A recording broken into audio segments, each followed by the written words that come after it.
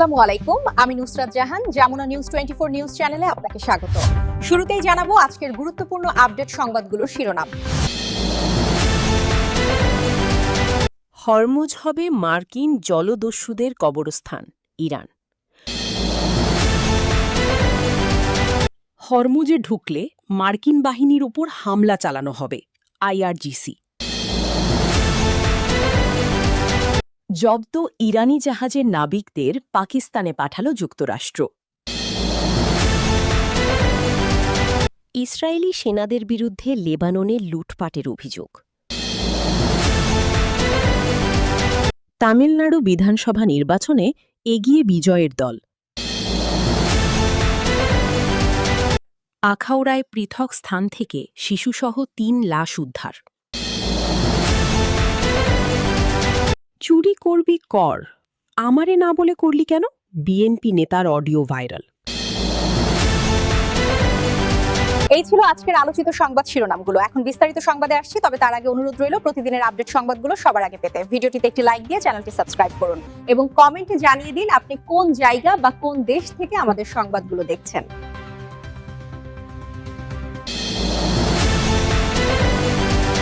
Hormuz হবে মার্কিন জলদস্যুদের কবরস্থান, ইরান।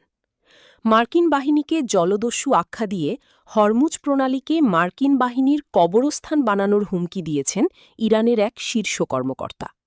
ইরানের সাবেক আইআরজিসি কমান্ডার এবং তেহরানের এক্সপিডিয়েন্সি কাউন্সিলের সচিব মোহসেন রেজাই এক্সে দেওয়া এক বক্তব্যে এ হুঁশিয়ারি দেন। তিনি বলেন, যুক্তরাষ্ট্রই বিশ্বের একমাত্র জলদস্যু যাদের কাছে বিমানবাহী রণতরী রয়েছে। জলদস্যুদের মোকাবেলা করার সক্ষমতা আমাদের যেমন আছে, তেমনি যুদ্ধজাহাজ ডুবিয়ে দেওয়ার সক্ষমতাও কম নয়। রেজাই আরও বলেন, মার্কিন বিমানবাহী রণতরী ও বাহিনীর জন্য কবরস্থান তৈরি করা হচ্ছে, ঠিক যেমন ইস্ফাহানে মার্কিন বিমানের ধ্বংসাবশেষ পড়েছিল। এদিকে মার্কিন প্রেসিডেন্ট ডোনাল্ড ট্রাম্প ইরানকে ঘিরে আবারও কঠোর বার্তা দিয়েছেন। তিনি বলেছেন, তেহরান খারাপ আচরণ করলে যুক্তরাষ্ট্র পুনরায় সামরিক হামলা চালাতে পারে।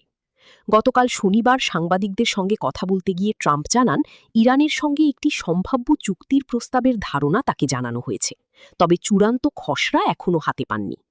উল্লেখ্য, গত বৃহস্পতিবার যুক্তরাষ্ট্রকে ১৪ দফার একটি নতুন প্রস্তাব দিয়েছে ইরান। দুটি সূত্রের বরাত দিয়ে মার্কিন সংবাদ মাধ্যম অ্যাক্সিয়স জানিয়েছে, মার্কিন নৌ অবরোধ প্রত্যাহার, হরমুজ প্রণালী খুলে দেওয়া এবং ইরান লেবাননে স্থায়ীভাবে যুদ্ধ অবসানের লক্ষ্যে একটি চুক্তি করতে ১ মাস দিয়েছে তেহরান। প্রতিবেদনে আরও বলা হয়েছে, এই চুক্তি হওয়ার পরই কেবল পারমাণবিক কর্মসূচি নিয়ে আলোচনার জন্য আরও ১ মাস সময় বর্ধিত হবে, এমনটাই ইরান প্রস্তাব দিয়েছে। মূলত যুক্তরাষ্ট্রের দেওয়া প্রস্তাবের বিপরীতে ১৪ দফার একটি পাল্টা জবাব দিয়েছে ইরান। ইরানের দেওয়া এই পরিকল্পনার কিছু উল্লেখযোগ্য দিক রয়েছে, যেমন আগামী ৩০ দিনের মধ্যে সব সমস্যার সমাধান করে চূড়ান্তভাবে যুদ্ধ শেষ করা। যুদ্ধবিরতি নিয়ে যুক্তরাষ্ট্র ২ মাসের প্রস্তাব দেয়, কিন্তু ইরান সেটি প্রত্যাখ্যান করে ১ মাসে আনার দাবি জানিয়েছে। এই ১৪ দফার মধ্যে আরও রয়েছে ভবিষ্যতে ইরানে আর কোনো সামরিক আগ্রাসন চালানো হবে না এমন গ্যারান্টি। এছাড়াও ইরানের সীমান্ত এলাকা থেকে নৌ অবরোধের অবসান, জব্দকৃত ইরানি সম্পদ মুক্তি এবং যুদ্ধের ক্ষতিপূরণ প্রদান এবং মার্কিন সেনা প্রত্যাহার। লেবাননে লড়াই বন্ধ করা এবং হরমুজ প্রণালী পরিচালনার জন্য একটি নতুন ব্যবস্থা চালুর দাবিও জানিয়েছে ইরান। হরমুজে ঢুকলে মার্কিন বাহিনীর ওপর হামলা চালানো হবে, আইআরজিসি। হরমুজ প্রণালীতে আটকে থাকা জাহাজগুলোকে নিরাপদে সরিয়ে নিতে নৌ মিশন চালুর ঘোষণা দেন ডোনাল্ড ট্রাম্প। এরপরই কড়া প্রতিক্রিয়া জানিয়েছে ইসলামী বিপ্লবী গার্ড কর্পস, আইআরজিসি। তাদের দাবি, হরমুজ প্রণালীর নিরাপত্তা পুরোপুরি ইরানের সশস্ত্র বাহিনীর নিয়ন্ত্রণে রয়েছে, তাই এই পথে যে কোনো জাহাজ চলাচলের ক্ষেত্রে ইরানি বাহিনীর সঙ্গে সমন্বয় করতে হবে। এক বিবৃতিতেই ইরানের সামরিক বাহিনী জানায়, হরমুজে মোতায়েনকৃত বাহিনীর অনুমতি ছাড়া কোনো বাণিজ্যিক জাহাজ বা তেলবাহী ট্যাঙ্কার চলাচলের চেষ্টা করলে তাদের নিরাপত্তা ঝুঁকিতে পড়তে পারে। এছাড়া কোনো বিদেশি বাহিনী, বিশেষ করে মার্কিন সেনারা হরমুজ প্রণালীতে প্রবেশের চেষ্টা করলে তাদের লক্ষ্য করে হামলা চালানো হবে বলেও হুঁশিয়ারি দিয়েছে তেহরান। জব্দ ইরানি জাহাজের নাবিকদের পাকিস্তানে পাঠালো যুক্তরাষ্ট্র। ওমান উপসাগরে গত মাসে জব্দ করা ইরানি জাহাজ এমভি টুস্কারের ক্রু সদস্যদের পাকিস্তানে হস্তান্তর করেছে যুক্তরাষ্ট্র। এরপর তাদের ইরানে ফেরত পাঠানো হবে বলে জানিয়েছে মার্কিন সামরিক কমান্ড সেন্টকম। সেন্টকমের মুখপাত্র ক্যাপ্টেন টিম হকিন্স জানান, জাহাজটির ২২ জন ক্রুকে আজ পাকিস্তানে হস্তান্তর করা হয়েছে। তিনি বলেন, ইউএস নেভাল ব্লকেড লঙ্ঘনের চেষ্টা করার সময় গত মাসে জাহাজটি আটক ও জব্দ করা হয়। এখন এটি পুনরায় আগের মালিকানায় ফিরিয়ে দেওয়ার প্রক্রিয়া চলছে। গত ২০ এপ্রিল ইরানি কন্টেইনার জাহাজটি আটক করে যুক্তরাষ্ট্র। তেহরান এই ঘটনাকে দস্যুতা হিসেবে আখ্যা দেয়। সেন্টকম আরও জানায়, গত সপ্তাহে জাহাজে থাকা আরও ৬ জনকে একটি অজ্ঞাত আঞ্চলিক দেশে হস্তান্তর করা হয়। ধারণা করা হচ্ছে তারা ক্রু সদস্যদের পরিবারের সদস্য। ইসরায়েলি সেনাদের বিরুদ্ধে লেবাননে লুটপাটের অভিযোগ। নাম প্রকাশে অনিচ্ছুক এক রিজার্ভ সেনার উদ্ধৃতি দিয়ে দেশটির সংবাদমাধ্যম ইয়েদিওত আহরোনত পত্রিকা জানায়, একাধিক লুটপাটের ঘটনা প্রত্যক্ষ করেছেন ওই সেনা। সৈনিকটি বলেন, সীমান্তে আমরা অনেক রিজার্ভ ইউনিটের মুখোমুখি হই। তারা প্রায় সবকিছুই নিয়ে নিচ্ছিল, বিশেষ করে অস্ত্র, স্মারক, গয়না, কম্বল, ছবিসহ মূল্যবান জিনিসপত্র। সেনা আরও বলেন, একজন ইসরায়েলি কমান্ডার সৈন্যদের লুট করা জিনিস ইসরায়েলে নিয়ে যেতে বাধা দিচ্ছিলেন, এ দৃশ্যও তিনি দেখেছেন।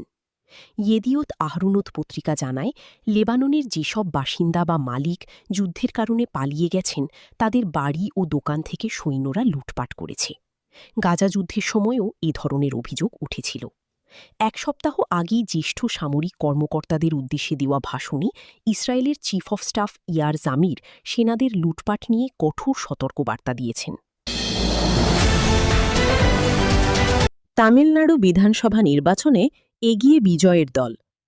তামিলনাড়ু বিধানসভা নির্বাচনের প্রাথমিক ভোট গণনার শুরুতেই চমক দেখাচ্ছেন অভিনেতা ও রাজনীতিবিদ বিজয়। সোমবার ৪ মে স্থানীয় সময় সকাল ৮টা থেকে ভোট গণনা শুরু হয়। সবশেষ প্রাপ্ত তথ্য অনুযায়ী তামিলনাড়ুতে তমিলাগা ভেত্রী কাঝাগম টিভিকে এগিয়ে থেকে দ্রাবিড় মুন্নেত্র কাঝাগমকে ডিএমকে পিছনে ফেলেছে। এবারের নির্বাচনে ত্রিমুখী প্রতিযোগিতায় ক্ষমতাসীন ডিএমকে, বিজেপি জোট এআইএডিএমকে ও টিভিকে মুখোমুখি লড়াই করছে। বিজয় পেরাম্বুর আসনে এগিয়ে থাকলেও তিরুচিরাপল্লী ইস্ট আসনে এখনও পিছিয়ে।